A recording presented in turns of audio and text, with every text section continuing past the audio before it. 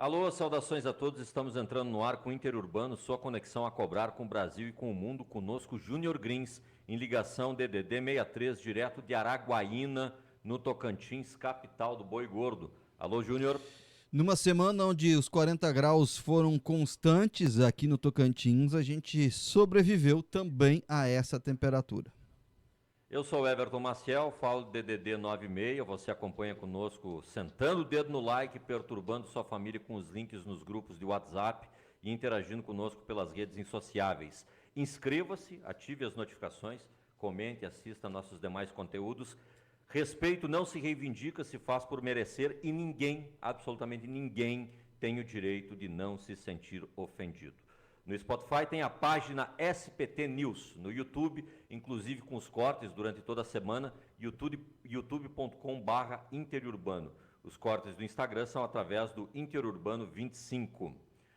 Júnior, Tarcísio de Freitas, o desesperado, tenta de todo jeito fazer oposição ao governo federal. Mesmo sem uma vaga de congressista, no afã de tentar ganhar a bênção do Bolsonaro encarcerado, o governador de São Paulo, nas horas vagas, busca resolver problemas de uma crise de adulteração de bebidas alcoólicas dentro do seu estado, para tentar emplacar uma narrativa de que é lá que a coisa deve ser resolvida, pois não é o caso.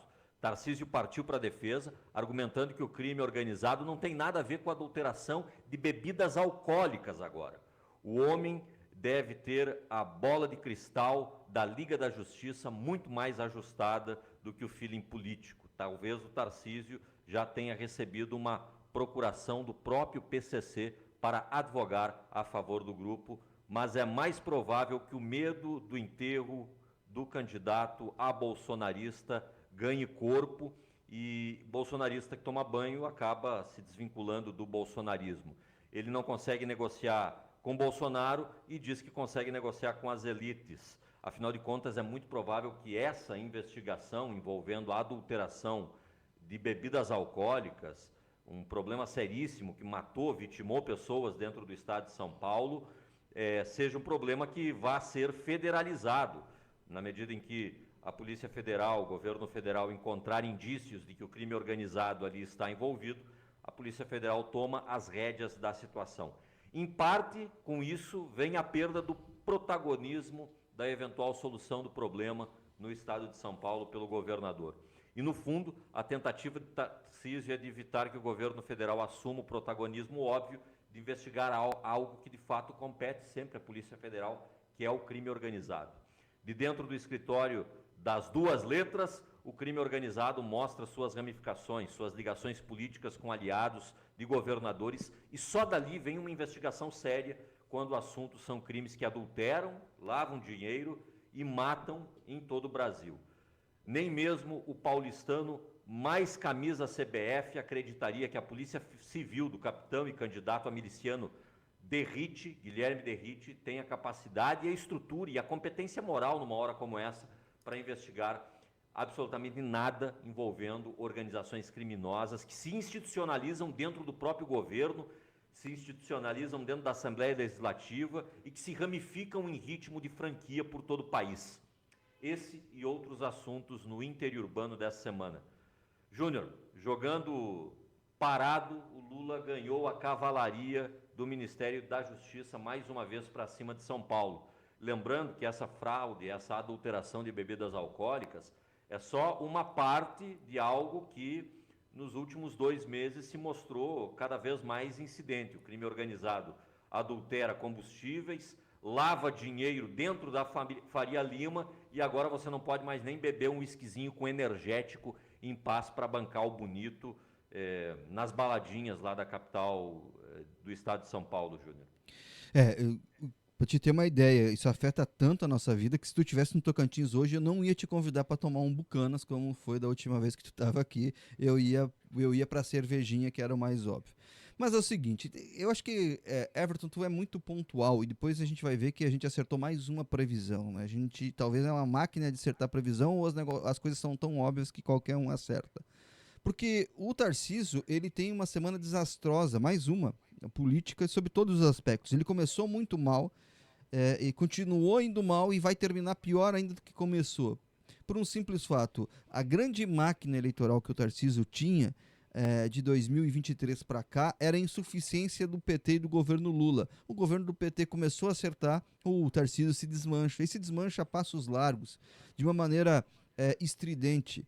A semana começou, e antes de entrar nessa questão séria do PCC e das facções e da questão da falsificação de bebidas, nós temos que ver como a semana começou para Tarcísio. O Tarcísio não foi a posse do presidente Edson Fachin, do Supremo Tribunal Federal, alegando que Alexandre de Moraes não permitiu.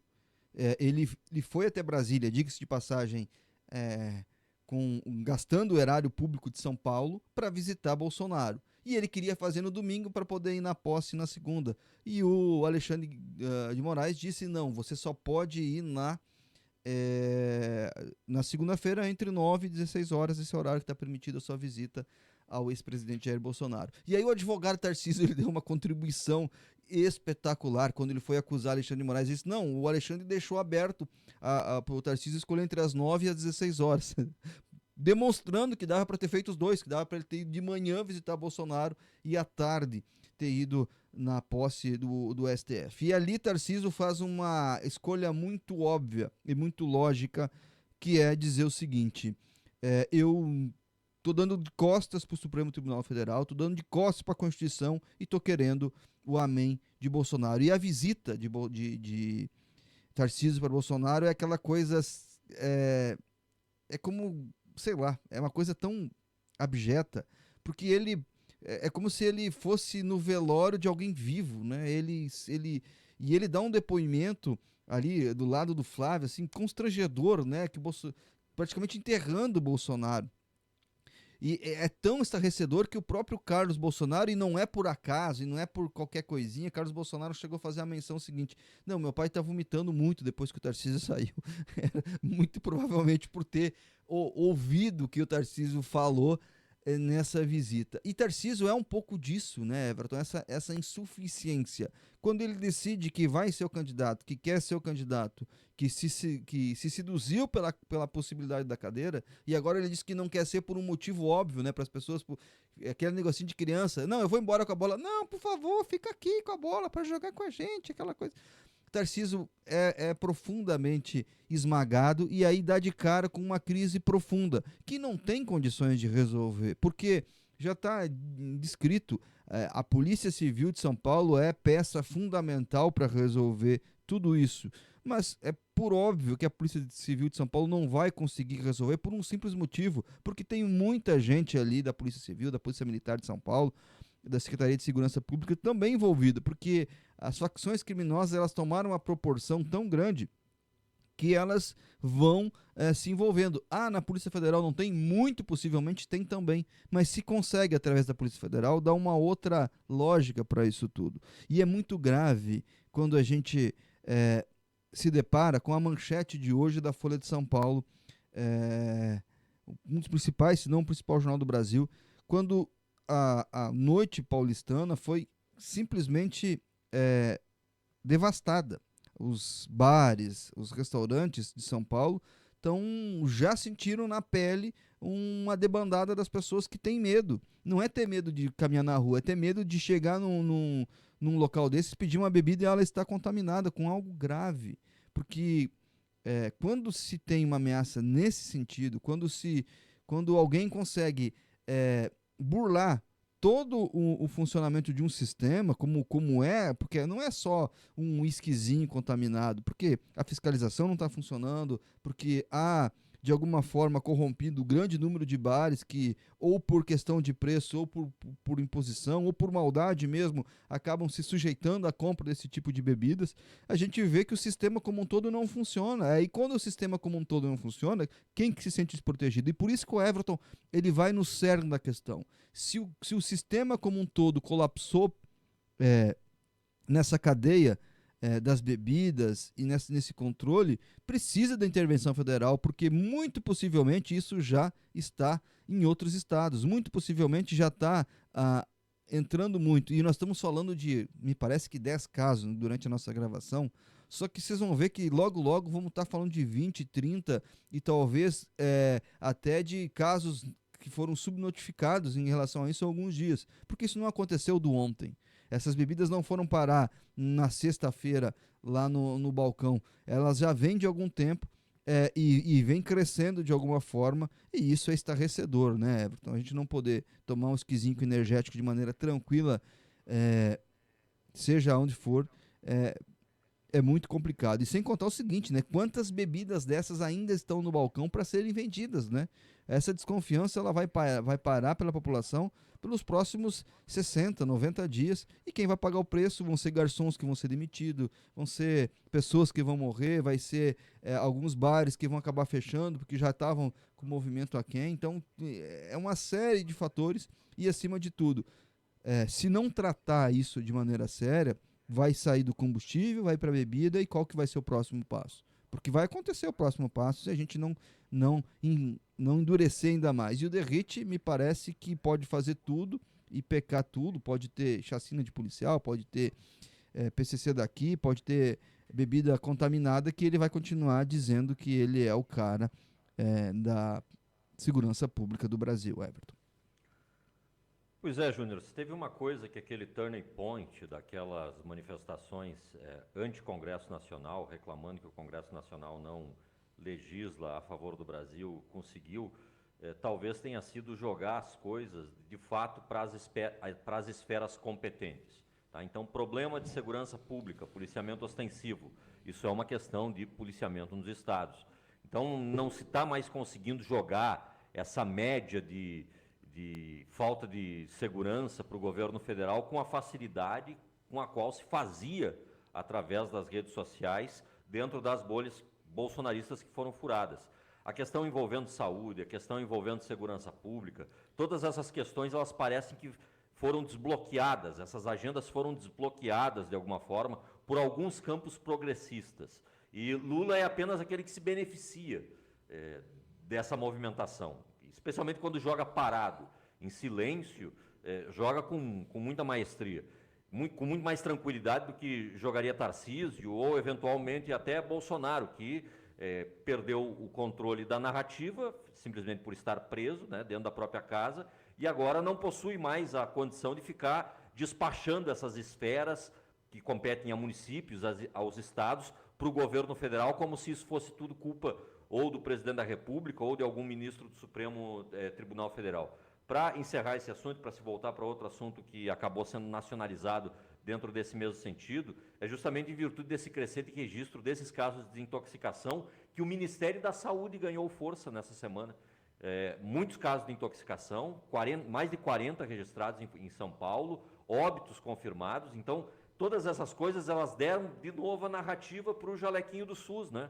Elas deram a narrativa para o ministro, que é meramente um técnico, um burocrata, o Padilha, ele foi um desconvidado na Organização das Nações Unidas, em virtude do fato de que o seu passaporte o seu visto foi negado ou cancelado, tanto faz, pelo governo dos Estados Unidos, mas foram eles, né, que conseguiram administrar com alguma funcionalidade a narrativa envolvendo o problema que é o álcool em geral e o problema que é especificamente esse problema de fiscalização que deveria ser em conjunto, né, com os municípios através da vigilância sanitária, com os estados através da Secretaria de Agricultura dos estados, com o governo federal através do Ministério da Agricultura. Então, toda essa coisa foi desmantelada. E o que ficou de mais bizarro em meio a esse aspecto foi o Tarcísio de Freitas precisando vir a público falando bravatices. E a gente fala muito de bravatas aqui, eu não considero bravata uma mera fake news, a gente já falou disso em outros momentos. A bravata é quando o indivíduo fala uma coisa e nem ele está convencido daquilo que ele está falando.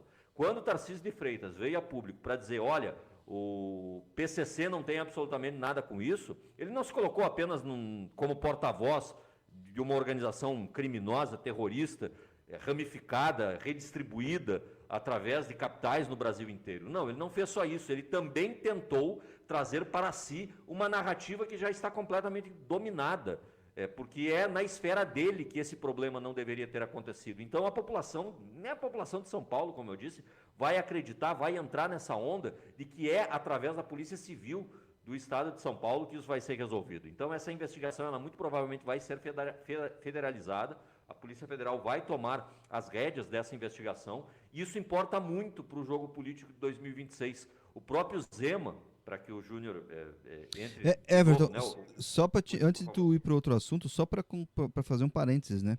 Tu falava do Padilha de um discurso técnico no Ministério da Saúde, e a gente não pode esquecer que o Mandetta lá atrás tinha isso, o Bolsonaro tirou o Mandetta, botou o Nelson Teich. O Teich manteve esse discurso técnico, porque é um ministro da Saúde nessas horas tem que ter, seja na pandemia, seja numa situação dessa, é isso que ele tem que... Porque ele tá falando para todos os profissionais de saúde do Brasil, e aí o Bolsonaro tirou o Teich, acho que em 15 dias, 20 dias, não recordo, para colocar agora me fugiu o nome o Pazuello, o general Pazuello, e que não sabia nem botar uma máscara, que tem aquela cena bizarra dele tentando botar a máscara, que era uma descaracterização. Eu não quero um discurso técnico no Ministério da Saúde. E nessas horas é sim um discurso técnico, e que bom que tem um ministro, seja ele direita, de esquerda, de qualquer coisa, que tem um discurso técnico nessas horas, que é isso que cabe. Mas pode vir para o outro assunto, desculpa ter interrompido aí. Eu ia lembrar você que, para a gente tentar entender como isso vai repercutir no ano de 2026, e obviamente nós não temos também bola de cristal, mas o que se mostra é que Tarcísio está com o azemuth absolutamente desregulado. O próprio Zema, que é aquela figura icônica, que parece que coloca a cara a tapa, que não tem vergonha de falar as bizarrices que ele fala, ele já desacredita Tarcísio como candidato. O governador de Minas Gerais, ele se diz pré-candidato à presidência da República, ele cairia como uma luva para essa elite que é manipuladora, né, para essa elite que apoiou o Bolsonaro, e ele falou que não faz nenhum sentido o governador de São Paulo, Tarcísio de Freitas, concorrer ao Palácio do Planalto em 2026. Essa declaração foi dada numa coletiva, dessas que Zema faz sem absolutamente nenhuma vergonha, e quando nós colocamos Zema e Tarcísio de Freitas um do lado do outro, é basicamente isso, é o bolsonarismo que não toma banho, perto de um candidato a bolsonarismo, que no caso é o Tarcísio de Freitas, em condições de negociar com as elites, né? Em condições de criar um projeto político ligado à extrema-direita que convença, né, esse lado Faria Lima de ser. O Zema, ele falou que a relação dele com o Tarcísio é boa, mas que ele não vê, né, Tarcísio como um candidato, e que faz muito mais sentido Tarcísio se manter nessa oposição controlada e não disputar o Palácio do Planalto no ano que vem, Júnior.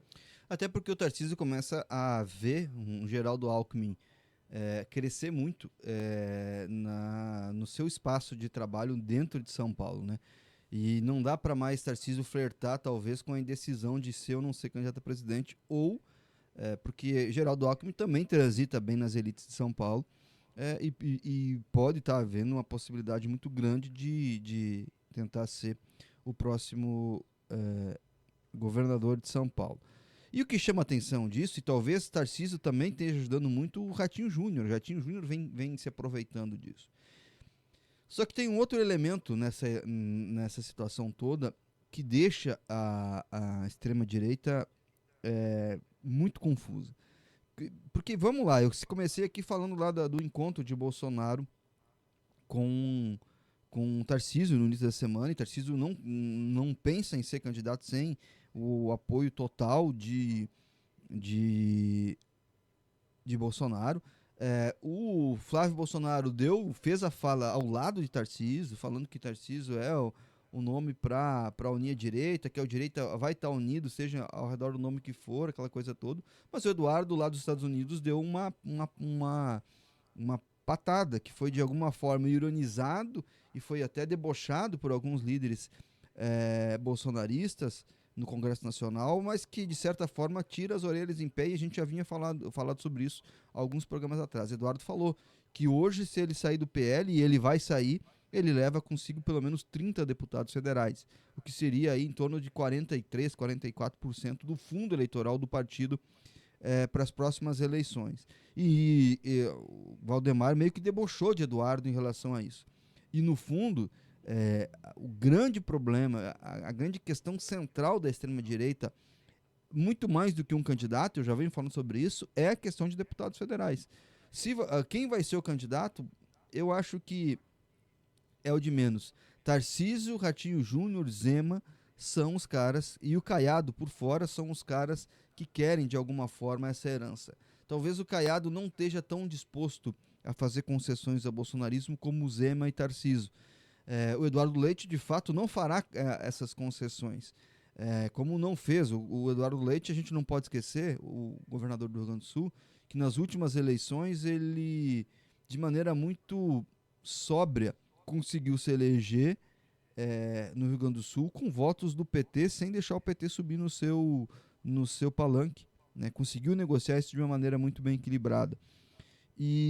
Mas é tudo meio caricato, né? Porque o Zema também é uma caricatura, né? O Zema também é algo meio que fantasioso. E a extrema-direita, assim, cada vez mais eu vejo a fragmentação. E Bolsonaro dava isso, de certa forma, fazia a união porque era como se fosse o sol, né? Os outros iam circundando, iam, de alguma maneira, orbitando ali ao redor de Bolsonaro. E com o Bolsonaro fora do processo, todo mundo acha que pode ser um pouco sol. Daqui a pouco tu vai ver um Silas Malafaia dando alguma chicotada em alguém ou apanhando de alguém novamente. E Tarcísio, não, definitivamente, Tarcísio de Freitas, aquele cara que saiu do Rio de Janeiro para virar governador de São Paulo, sem conhecer São Paulo e continua não sabendo o que é São Paulo, tenta dizer que ele é o cara, de certa forma vai vendo o seu governo se desmanchar de maneira icônica, né? Tarcísio definitivamente tinha Lula como seu principal cabo eleitoral. Quando Lula começou a jogar parado, como diz o Everton, começou a acertar muito mais do que errar, ou pelo menos parou de errar, talvez seja assim a melhor forma de dizer, Tarcísio começou a se desmanchar. E eu acredito, se eu tivesse que fazer uma aposta, a extrema-direita vai engolir Tarcísio, como engoliu outros candidatos nessa mesma posição. E não esqueçamos, não tiramos da nossa memória, porque eu não consigo lembrar quem foi o último governador de São Paulo que conseguiu sonhar de maneira efetiva, muito próxima à eleição, em ser presidente do Brasil. Todos eles acabam naufragando porque São Paulo é muito grande, mas São Paulo tem os maiores problemas do Brasil, que são em grande medida difíceis de se resolver, porque os problemas do Brasil também são difíceis. E outra, você tem a mídia de São Paulo ao redor de um governador, é por óbvio. Mas o Brasil não é feito da mídia de São Paulo, né? O Brasil é feito da mídia do Brasil todo. Existe força de expressão em mídia no Nordeste, em Ceará, na Bahia. Nós aqui fazendo do Tocantins, do Amapá. Então o Brasil é um pouco disso. E São Paulo é a maior bolha, mas não é a bolha do Brasil. Minas Gerais, por exemplo, e Rio de Janeiro conseguem, somados, fazer uma frente a São Paulo. Então a gente, Tarcísio, eu acho que nesse momento, se não recuar para o governo de São Paulo, vai acabar perdendo a reeleição de maneira agonizante, Everton. Júnior, o assunto da semana não pode ser a adulteração de uísque vagabundo em São Paulo. A Câmara dos Deputados finalmente deu sinal verde para o principal projeto do Palácio do Planalto. Projeto, de fato, que talvez tenha feito a diferença nos votos aí e que conseguiu eleger Luiz Inácio Lula da Silva. Afinal de contas, isso já era uma promessa de Bolsonaro, que não botou a mão na alíquota do imposto de renda. E o plenário aprovou na quarta-feira o projeto, que ainda precisa passar pelo Senado, antes de começar a valer para o ano de 2026, que é essa alteração nas principais bases de alíquota, pelo menos na base da alíquota dos mais pobres, né? A classe média, ela continua não assistida, mas, né, já é alguma coisa. Além da promessa da última campanha, isenção do imposto de renda, ela também é a principal aposta do próprio PT para tentar alavancar a popularidade do Lula no ano eleitoral de 2026. A medida ainda inclui um desconto de imposto para quem ganha entre 5 e 7.350 reais por mês. É por isso que eu digo, né, a progressividade, a tabela, ela para aí. Então a classe média, de fato, que é essa grande massa de impopularidade do Partido dos Trabalhadores, ela não foi atingida. Por isso que as pessoas estão contando com muito ovo dentro de galinha, na minha opinião, quando esse assunto significa um reflexo objetivo no ano eleitoral do ano de 2026. Então, ao todo, essa desoneração da base dessa pirâmide de renda vai beneficiar algo em torno de 16 milhões de contribuintes, é muita gente, e um custo para os cofres públicos de 31 bilhões de reais no ano que vem, segundo o relator. E você sabe quem foi o relator, quem negociou para ser o relator. Foi o Arthur Lira, esse líder de quadrilha que só colocou isso em pauta, que só conseguiu sair dele o relatório depois dele tentar extrair tudo que dava e o que não dava de dentro do Palácio do Planalto. Mas, né, mais uma vez, a força das ruas, a impopularidade que o Congresso Nacional adquiriu nas últimas semanas teve peso, o Arthur Lira teve que abrir a mão e teve que autorizar na sua relatoria pelo menos esses 2 pontos fulcrais que já vinham do governo federal. E para compensar essa perda desses recursos, o governo propôs a criação do imposto mínimo sobre a renda alta. Também deve ser aprovado isso, não deve haver muitas resistências a respeito disso, mas para que a gente tenha ideia da bizarrice na qual isso acaba sendo alojada dentro do Congresso Nacional, não foram poucos os partidos do PL, o Partido Novo, não foram poucos aqueles que tentaram botar a mão direta nos recursos da educação e da saúde, porque eles sabem que ali estão as grandes massas orçamentárias, os grandes elementos de despesa do governo federal, e que se eles conseguem colocar a mão nisso e desinflar essas categorias, eles conseguem capitanear, em parte, essa elite improdutiva que o Brasil tem. Então, nada disso veio sem essa baderna do campo progressista, e nada disso veio sem muito choro em redes sociais dos bolsonaristas e dos lobistas do orçamento, especialmente quando o assunto é saúde e educação, Júnior. E aí, o que você vai fazer, meu querido amigo Júnior, com aquilo que vai sobrar, que é uma média de R$ 313 por mês para cada um daqueles que vão ser, aí sim, anistiados com a isenção de precisar pagar o imposto de renda. A isenção para quem recebe até R$ 5.000, ela vai chegar em R$ 312,89 exatamente. É isso que vai sobrar no ano fiscal de 2026 na conta de um brasileiro médio que recebe até R$ 5.000. 312 não dá nem para comprar um uísque falsificado, né, Júnior? Mas... dependendo do uísque dá, né? Mas aí se for até verdadeiro, capaz de dar uma ressacazinha. Mas vamos lá.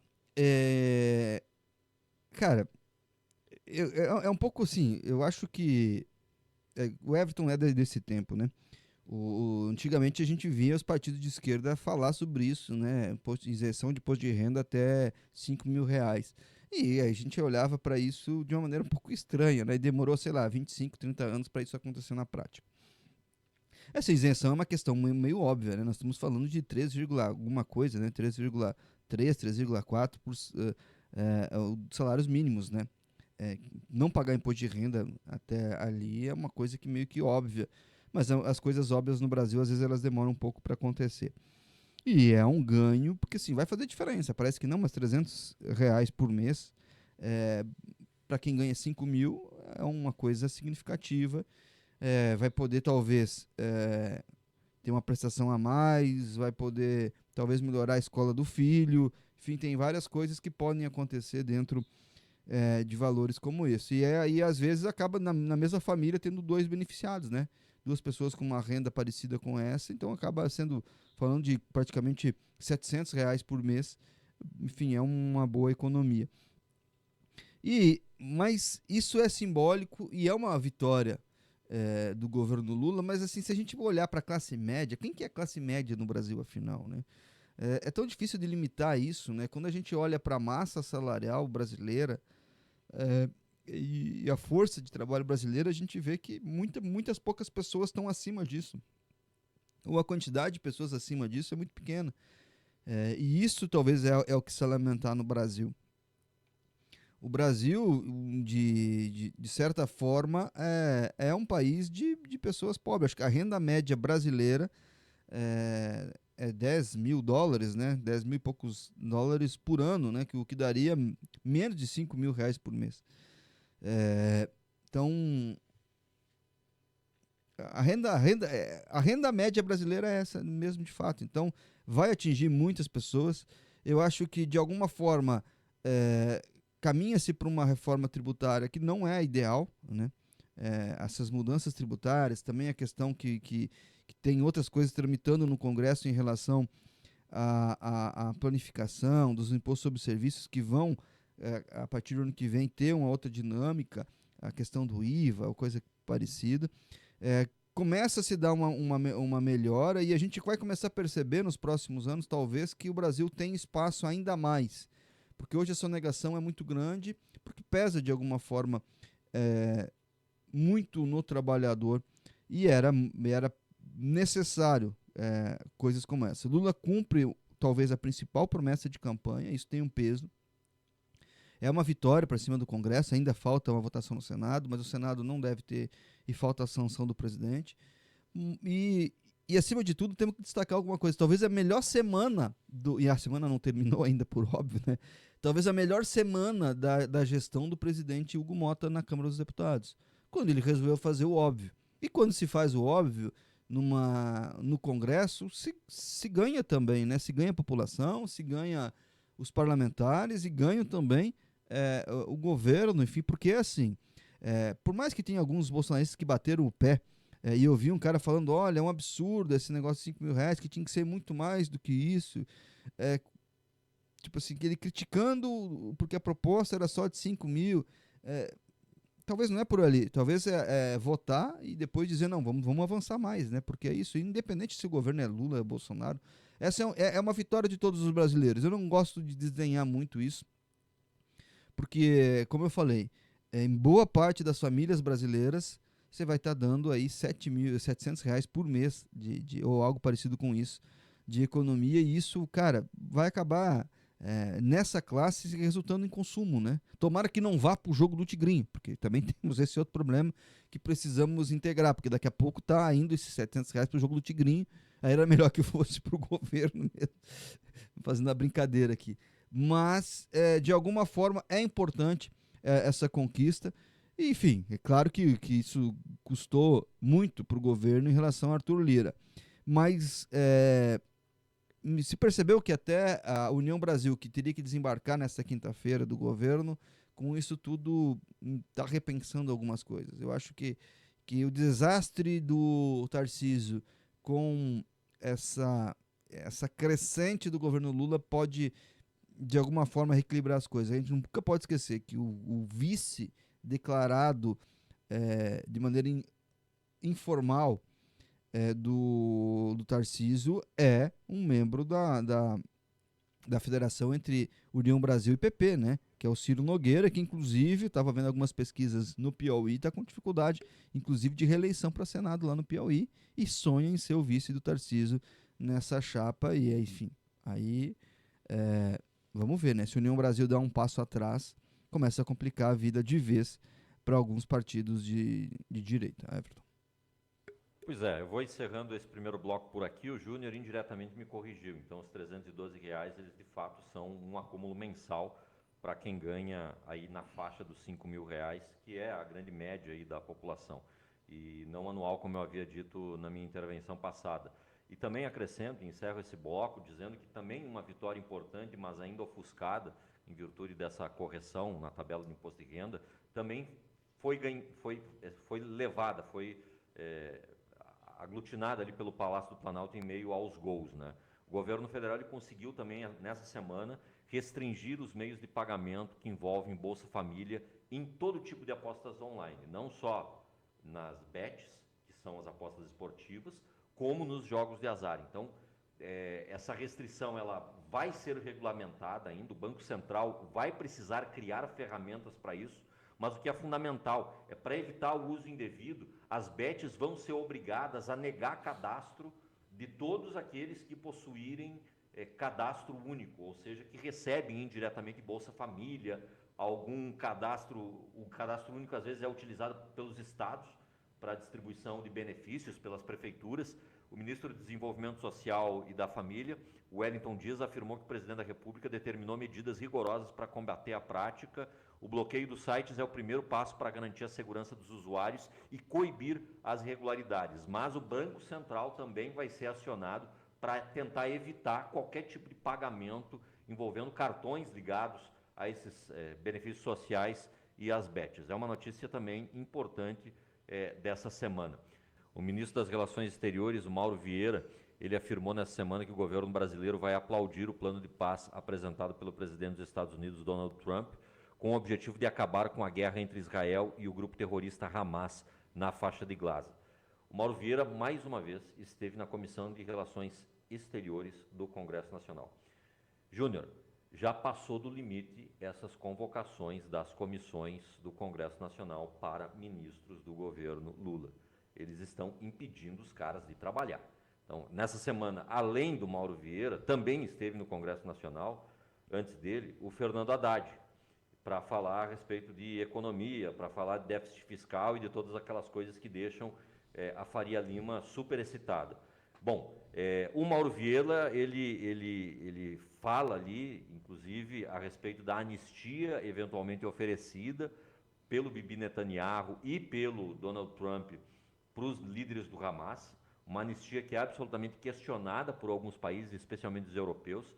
Ele foi questionado por parlamentares durante uma audiência na Comissão de Relações Interiores, como eu disse, e o Vieira disse que o objetivo do plano é que o Brasil se manifeste a favor do tema, se manifeste a favor tanto da anistia quanto da pacificação naquele lugar. Bom, existem coisas positivas, obviamente, naquilo que Donald Trump fez nos Estados Unidos com Benjamin Netanyahu anunciando esse acordo de paz, mas esqueceram de combinar com os russos. Então, nem o Hamas se manifestou ainda a respeito dos termos dessa aposta, mais uma vez uma aposta do apostador Donald Trump, e nem a Europa também viu com muito bons olhos assim essa negociação, do tipo assim, líderes mundiais acharam bom, líderes mundiais são ingleses e americanos trancados dentro de uma sala, de lá eles saem dizendo, olha, a comunidade internacional achou muito bom isso aqui. E por que eu estou chamando a atenção para esse ponto? Porque o ponto que toca a deposição de armas por Hamas, ele é pacífico, ele é absolutamente controlável. Por outro lado, né, a anistia irrestrita a membros do Hamas é mais uma daquelas maneiras de Bibi Netanyahu se manter no poder. Então pode haver problemas futuros em relação a isso. Lembrando que o Hamas está dentro daquele território com apoio americano. E ali foi criado esse grupo insurgente com apoio americano. Inclusive para fazer oposição ao próprio Estado da Palestina e à própria autoridade palestina. Não tem ainda um day after para o que vai acontecer com os palestinos dentro da faixa de Gaza. Então, o Estado palestino ele não está garantido nesse acordo movimentado entre Benjamin Netanyahu e Donald Trump. Isso pode ser um problema muito sério para o futuro daquele lugar, para o futuro existencial daquelas pessoas. E outro ponto importante foi negociado ali, foi os canais de inserção de ajuda humanitária, o que na prática foi só um atestado que Israel deu para si mesmo de que, olha, inclusive isso nós estávamos impedidos. Um morticínio, né, um genocídio, a gente demorou para usar essas palavras porque elas obviamente não devem ser usadas em qualquer momento e sem motivos claros, mas na prática não se tem garantias de que essa paz vai ser efetivada em Gaza nas próximas semanas, nos próximos meses, né? E, claro, né, a manutenção de Benjamin Netanyahu no poder. Na prática é isso que significa, e todos nós sabemos que enquanto criminoso de guerra, a probabilidade dele, quando não estiver mais enquanto premier, né, enquanto primeiro-ministro de Israel, de ser julgado, condenado e ir para a cadeia é muito grande, Júnior. Eu quero começar só fazendo um parênteses, né, Everton? Eu acho que é dois motivos que levam os ministros a estar toda semana lá no Congresso Nacional. Primeiro que a quantidade de congressista que não é pego à leitura para não ler relatórios dos ministérios é muito grande. E segundo que os caras precisam fazer o videozinho, né? Mesmo os cortes que a nossa Isabel Passo está fazendo aqui no Interurbano, que a gente faz, que a gente adora, os deputados também precisam, né? Porque não tem outra explicação, né? Porque tem ministro que está toda semana lá. Chega a ser ridículo, né? O cara tem que deixar um dia 2 dias por mês para ir para o Congresso dar explicação que poderia ser resolvido com ofício. Mas vamos lá. Tem 2 maneiras de ver essa questão, porque é sempre difícil falar, né, de Israel, porque a gente não entende, né? É uma coisa tão distante da percepção, né? Apesar de que tem tanto especialista na internet, e eu tenho muito medo de ficar falando aqui e entrar parecendo que eu sou especialista no assunto, como não sou. A primeira coisa clara que a gente tem que ter é que, em alguma medida, as coisas que são propostas, ou alguma das coisas propostas no acordo, elas são bem-vindas, inclusive óbvias. Tão óbvias que, se você pegar, por exemplo, na resolução que o Brasil colocou na ONU em outubro de 2023, que foi vetada pelos Estados Unidos, que o Mauro Vieira, inclusive, teve a finesse, a delicadeza de dizer que foi votada por um membro com poder de veto. Ele poderia ter falado dos Estados Unidos, ele não quis falar, por finesse, e acerta ele não falar, porque não ia ser melhor ou pior falar, né? E assim, tem uma dica, né? O jornalismo é muito bom, que me ensinou isso, né? Se na dúvida não escreva, na dúvida não coloque. Então, lá em outubro de 23, o Brasil já pedia coisas óbvias, né? E que são pedidas ali, né? E inclusive que foram rechaçadas com alguns argumentos que se comprovaram ao longo do tempo que eram errados, tanto dos Estados Unidos quanto de Israel, né? Porque o Hamas já está colapsado desde daquele momento, né? O Hamas já está colapsado desde aquela altura, né? Lá de outubro de 2023, Everton, para cá, no mínimo, a estimativa mais otimista, fala em 67 mil mortos, de outubro de 23 para outubro de 25. E desses, pelo menos, no mínimo, 50 mil civis. 50 mil civis. Da grande maioria, crianças e mulheres. Tem alguns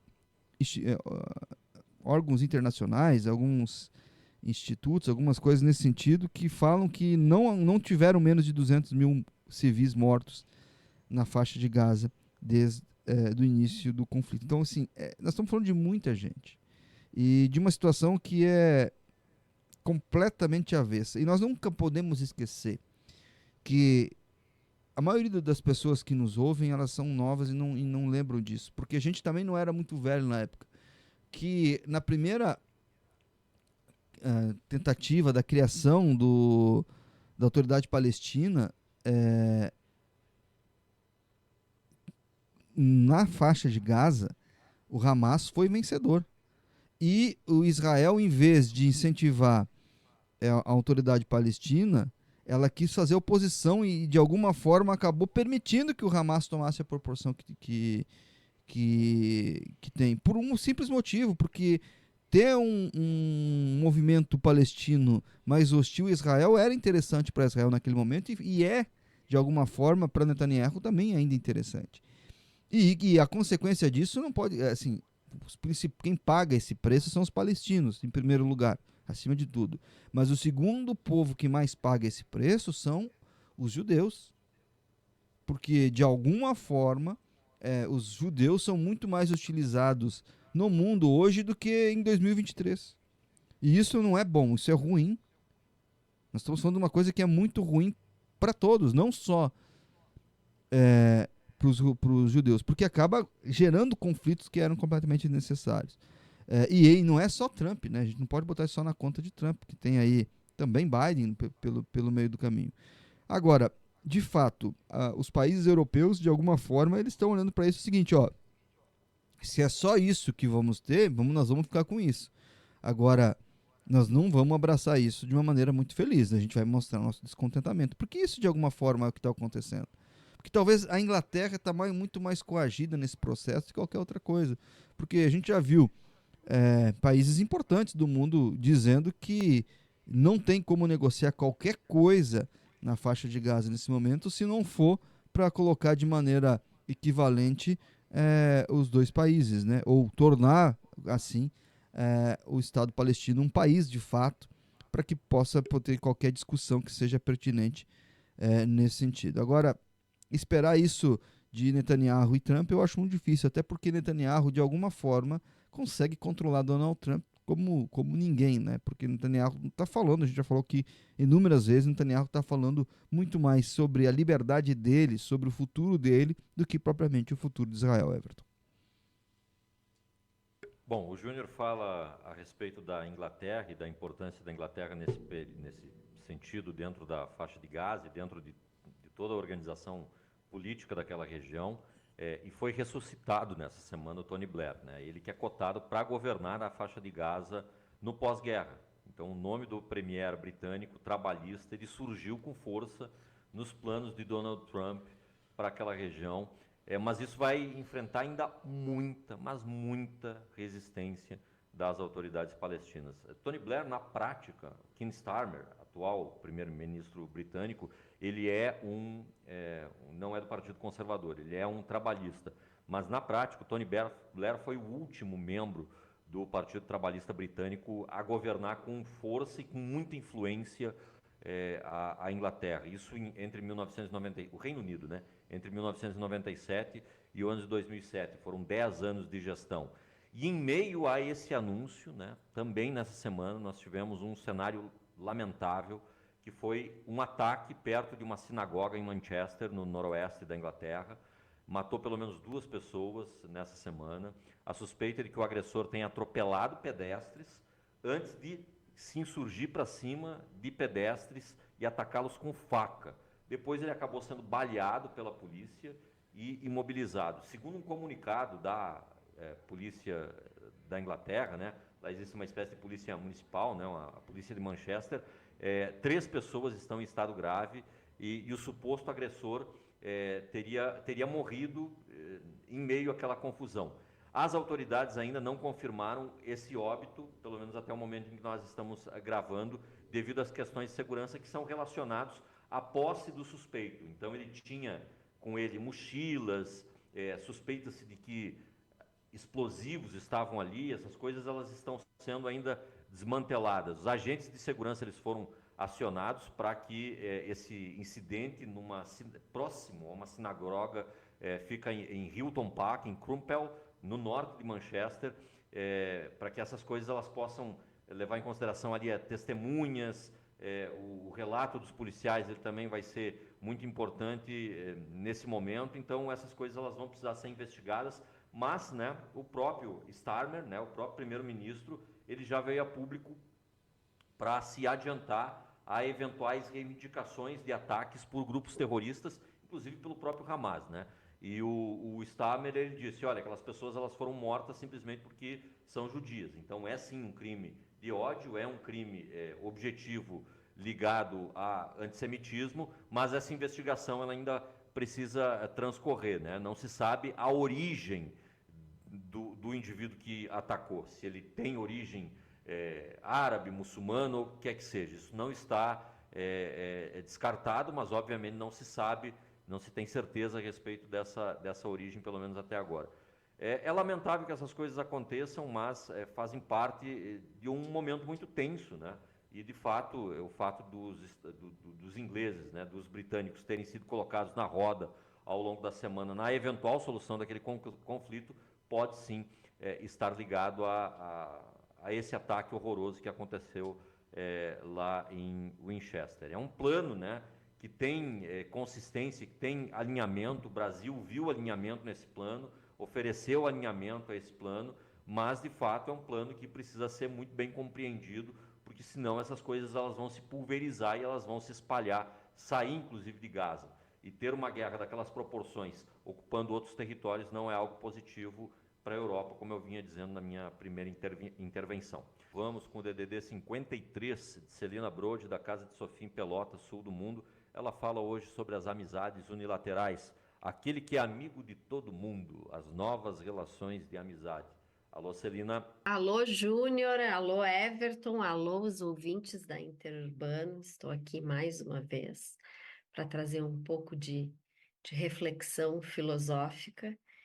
E essa semana o assunto é amizade. A pergunta que eu recebi do leitor foi a seguinte: amigo de todos, amigo de ninguém? E para responder essa pergunta, Primeiro eu trouxe, como eu costumo fazer nas minhas crônicas, um pouquinho da minha experiência, né, subjetivo, que eu acho que é uma forma interessante de me aproximar do leitor. E eu acho que as pessoas que têm uma trajetória aí de autoconhecimento sabem que durante um bom período de suas vidas não conseguiram ser sinceras consigo mesmas. E a gente acaba muitas vezes adotando um certo comportamento que vai gerar uma aceitação alheia. Até que a gente percebe que essa falsidade, digamos assim, ela tem um custo enorme e queremos a amizade de todos, mas não conquistamos a amizade mais importante, que é a nossa, né? Respeitar a nossa singularidade, a nossa existência. Então eu comecei por aí, tocando um pouco nessa questão de o quanto somos sinceros com aquilo que a gente faz, com aquilo que a gente diz, com o sorriso que a gente dá, com a lágrima que a gente racionaliza. E depois, um outro ponto que eu pensei é que se alguém está tentando ser amigo de todos, provavelmente não está desagradando a ninguém. E ao não desagradar ninguém, caímos novamente na questão da falta de sinceridade. E uma outra questão é que toda amizade requer um grande investimento, né? Um investimento emocional, psíquico, tempo também. Em interações, nós temos milhares de interações, mas relações profundas de mútuo respeito e cuidado são raras, né? Então requer algo muito especial. Mas eu vou ler aqui para os ouvintes a resposta que eu formulei para esse leitor. Leitora, na verdade, foi uma leitora que me enviou essa pergunta. Cara leitora, você me pergunta se o famoso ditado "quem é amigo de todos é amigo de ninguém" possui alguma verdade. Não à toa, Aristóteles colocou a amizade como um dos bens mais importantes que um ser humano pode ter. Mas Aristóteles veio depois de Sócrates, que faz um apelo: conhece-te a ti mesmo. Um humano que se encoraja em tal trajetória, caso engula a chave da própria falsidade, aquela que revela um sujeito preso às sombras que projeta para impactar com imagens, não será amigo de todos. A amizade acontece entre dois seres dispostos a mutuamente exercitar o desavergonhamento da nudez e o amor sincero por essa liberdade. Um acontecimento raro e íntimo. Exibir nossas múltiplas e imperfeitas faces é desapegar-se do medo da impopularidade, pois há consciência de que o valor da nossa existência não é refém do olhar de ninguém. Então, isso serve tanto para aqueles que nós observamos que são amigos de todos, mas também para nós. Essa ânsia em querer conquistar o bom pensamento alheio muitas vezes nos distancia de quem nós realmente somos. Então, fico aqui, essa fica a minha reflexão e estarei na próxima semana novamente com os ouvintes. Um abraço a todos. Essa Celina Brode, da Casa de Sofia em Pelotas, @casadesofia.pelotas no Instagram. Júnior, para encerrar o programa, uma efeméride muito rápida. Poste mijando em cachorro. O juiz Paulo Henrique Ribeiro Garcia, da primeira vara civil do Foro de Pinheiros, condenou a Band de São Paulo, a Bandeirantes, a pagar R$50 mil, sabe para quem? Pablo Marçal, ex-candidato a prefeito de São Paulo, pelo PRTB, por danos morais. Então, veja só, pessoas sendo condenadas a pagar danos morais a Pablo Marçal. O magistrado ordenou que a emissora retire do ar reportagens que continham termos considerados ofensivos à pessoa do empresário. No processo, Marçal afirmou que durante as enchentes no Rio Grande do Sul ele organizou campanhas de doação caminhões com mantimentos teriam enfrentado exigências fiscais, multas, coisas ligadas à burocracia, mas, segundo Marçal, tudo isso era verdade e a Band divulgou fake news a respeito do Marçal. Na verdade, nada daquilo lá aconteceu. Ele não estava fazendo pouco caso das barreiras sanitárias, das barreiras dos gaúchos ligados ao peso daqueles caminhões, enfim, né? Os jornalistas da Band chamaram ele de Zé Ruela, de mané, de lixo humano e de canalha. Você gostaria de não utilizar algum desses adjetivos para o Marçal no nosso encerramento de programa, Júnior? Não. Eu assino com o redator. É só um parênteses, eu vi um dos vídeos, assisti o vídeo todo de um caminhoneiro que foi parado numa dessas barreiras. E o fiscal lá, olha, eu sei que é doação, mas eu preciso da nota fiscal, né? Pra de alguma forma eu saber se o que tá na nota tá ali, né? Se não tiver isso, eu não tenho o que fazer. E de alguma forma ele tá fazendo o trabalho dele. Se depois vem uma lei que liberou, aí paciência, né? Mas de alguma forma é isso mesmo, né? As pessoas precisam saber o que é transportado, porque pode alguém botar droga ali dentro, pode fazer alguma outra coisa. O mundo é assim. E eu quero me despedir aqui. Obrigado pelo carinho, obrigado pela audiência. A gente volta na semana que vem. Abraço. No Spotify tem a página SPT News. Em qualquer lugar você participa, colabora, sentando o dedo no like, distribuindo coraçõezinhos aleatórios e perturbando o grupo da família com os nossos links. Inscreva-se, ative as notificações, assine os nossos feeds, comente, assista os demais conteúdos da nossa página. Comigo, Júnior Grins, CEO da SPT, e agora Isabel Passos na pós-produção e nas redes insociáveis. Eu sou o Everton Maciel e me despeço aqui. Até o próximo Interurbano.